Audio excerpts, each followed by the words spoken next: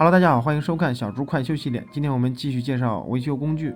这种是可调电源，通过观察电流的变化，可以大致判断出来比如说故障。第一栏是电压，可以调节0到30伏之间来回调节。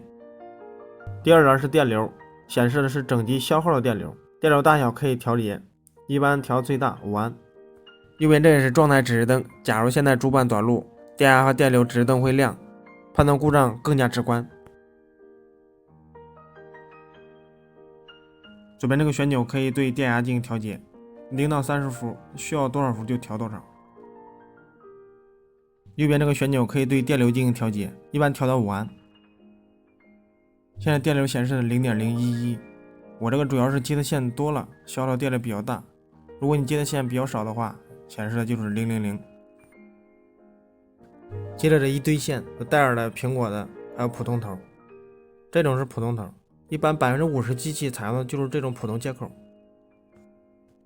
这种是苹果的，这种是戴尔的，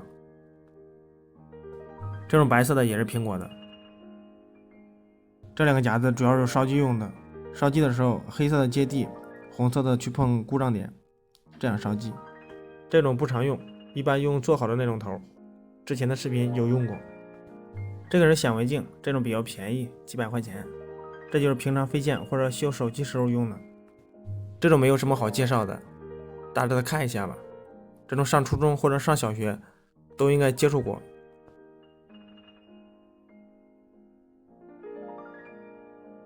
这种是示波器，我买的这种比较便宜，就2000多块钱，主要是用来修一些供电或者调电，里面的功能比较多。就这样简单的看一下吧，就不一一介绍了。这个是万用表的表针，前面加了2个缝衣针，因为现在电脑或者手机元器件比较小，头比较大的话容易碰到其他地方，这样测量的时候就不会碰到其他地方。这是万用表的正面，平常就用到3-4个档位，第一个是2GT 档，第二个是通断档，第三个是电阻档，还有一个是直流电压档。这是直流电压档，主要测量一下电压，测量的时候黑表杯接地，红表杯去测量点。上面这2伏、20伏、200伏，这是最大量程。如果你用的量程比较小的话，测量电压是测不出来的，需要把量程调大一点。这是2GT 档，主要用来测量最低阻值。这是通断档，主要测量线路有没有断。这是电阻档，主要测量电阻的阻值。有时候机器进水了，电阻你不知道多大的，你需要用这个档位来测量电阻阻值的大小。这是 BGA 返修台，用来做桥做显卡用的。这个是主电源开关，旁边那个是真空锡笔，锡片融化之后得用这个东西来取，要不然太烫了。